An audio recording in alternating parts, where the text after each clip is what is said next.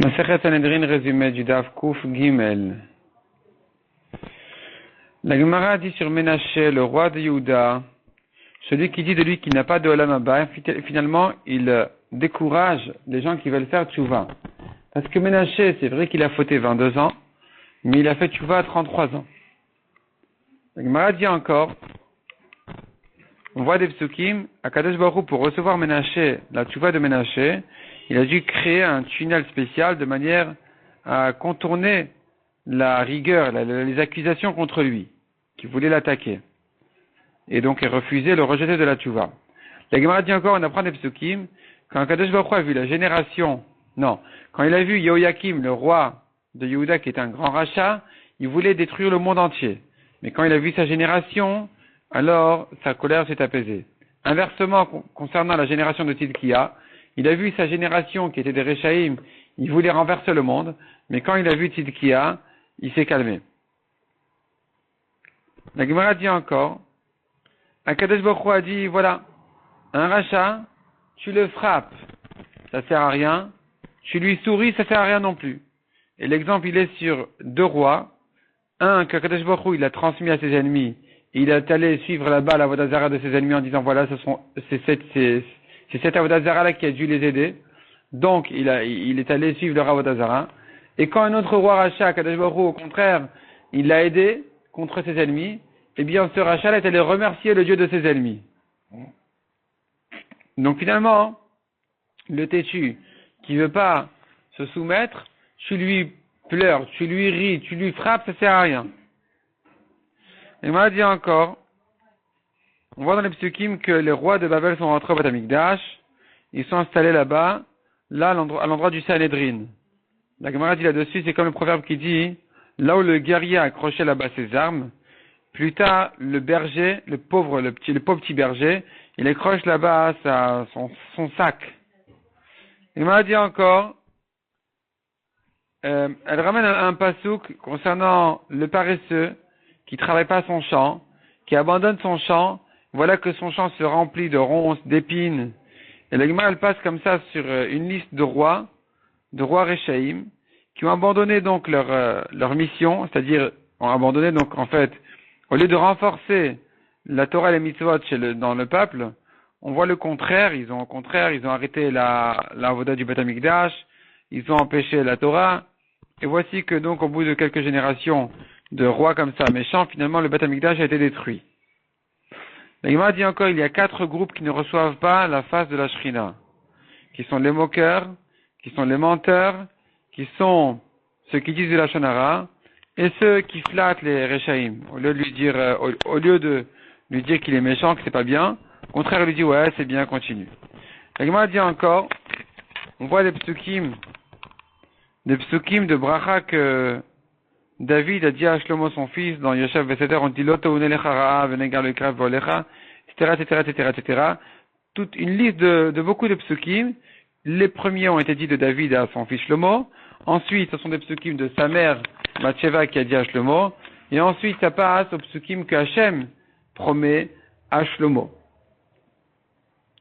La Gemara dit encore, un homme on a fait une dracha sur un pasuk, un homme qui a des ennemis en bas, c'est signe qu'il a des accusateurs en haut. La Gemara dit encore, le roi Ménaché était très très grand en Torah. Il connaissait 55 manières de drachot sur le Chumash Vayikra. Achav 85, Yarovam 103. La Gemara dit, Avshalom n'a pas de Olam Haba. Avshalom qui s'est rebellé contre son père David. La Gemara dit encore, Achaz et Achazia, les rois de Yehuda, et aussi les rois d'Israël sur qui il s'est écrit qu'ils ont fait le mal devant Hachem, ceux-là n'ont ni Olam Haba, ni Geinom. Concernant Ménaché, le pasuk dit, il a versé très beaucoup de sang propre, jusqu'à ce qu'il a rempli Yerushalayim d'un bout à l'autre. En dehors des autres avérotes qu'il a fait. Qu'est-ce qu'il a fait exactement? La Gemara donne 2 versions. Soit il a tué son grand-père Yeshaya le prophète. Et la Gemara va dire là-dessus, la Neshama d'un tzaddik est équivalente au monde entier. Donc c'est pour ça que même s'il n'a tué que son grand-père Yeshaya, qui était un grand tzaddik, c'est comme s'il avait versé très beaucoup de sang et qu'il avait rempli Yerushalayim de sang. Selon une autre version, dit la Gemara, il avait fabriqué une idole très très lourde qui devait être portée par 1000 personnes qui mouraient tous les jours, qui s'écroulaient en dessous de l'idole. La Gemara dit encore, au début, il a fait une idole qui n'avait qu'une face, puis ensuite il lui a fait 4 faces de tous les côtés pour énerver Hachem. La Gemara dit, Achaz a mis la Avodah Zara à l'étage du Beth Amikdash. Ménaché l'a descendu dans le Echal même. Pire que ça encore, c'est Amon qui l'a rentré dans le Kodesh HaKodashim. Le roi Amon qui l'a rentré dans le Kodesh HaKodashim. Sur ça, la Gemara ramène des psukim, combien Kadosh Baruch Hu a du mal à supporter cette chose-là, et il voit la Avodah Zara comme une femme concurrente, qu'on appelle Tzara. La Gemara dit encore, Achaz a annulé la Avodah du Beth Amikdash et a fermé l'étude de la Torah. Ménaché a effacé le nom d'Hachem et a détruit le Misbéach. Amon a brûlé la Torah et il a laissé des araignées monter au Misbéach tellement le Misbéach était vide, tellement la Avodah était nulle de son temps. Achaz, remontons à Achaz maintenant. Achaz a autorisé les rapports interdits. Ménaché est allé avec sa sœur. Amon est allé avec sa mère, alors qu'il n'a même pas de Yetzirah pour aller avec sa mère. C'était que pour énerver Hachem.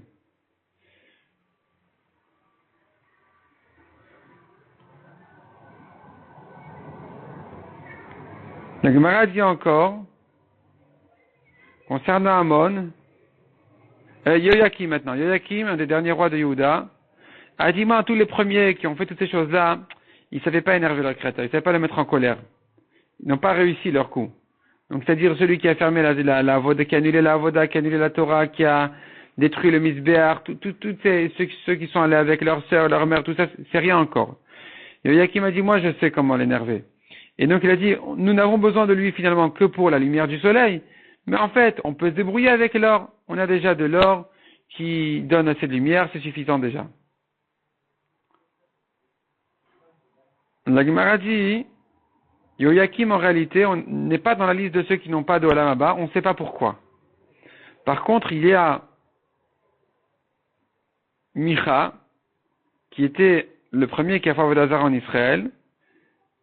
Lui, pourquoi il n'est pas dans la liste de ceux qui n'ont pas de Olam Haba? Parce qu'il donnait de son pain aux gens. Et donc, ça l'a sauvé. Alors que la fumée de sa Avodah Zara se mélangeait avec la fumée du Mishkan, et que les malachim voulaient le pousser, le frapper, Akadosh Baruch Hu les a empêchés, il leur a dit laissez-le. Il donne de son pain aux gens. Il donne de son pain, il était installé sur le chemin. Les gens qui passaient là-bas, ils profitaient de son pain, et donc, il a été sauvé grâce à ça. Et ensuite, la Gemara dit, quand les tribus ont fait une guerre contre Binyamin, à cause de l'histoire de Pilegash Bagiva, et ils sont tombés à la guerre. Pourquoi? Alors qu'ils avaient raison. Parce que Kadosh Baruch Hu leur a dit, pour mon kavod, vous n'avez pas fait de guerre. Sur Micha qui a fait sa Avodah Zara là-bas. Et maintenant, pour le kavod d'un homme, que sa femme était violée par Binyamin, par la tribu de Binyamin, pour lui, vous faites la guerre. Et donc, ça a mis une accusation sur Israël. C'est pour ça qu'ils sont tombés dans la guerre les premières fois.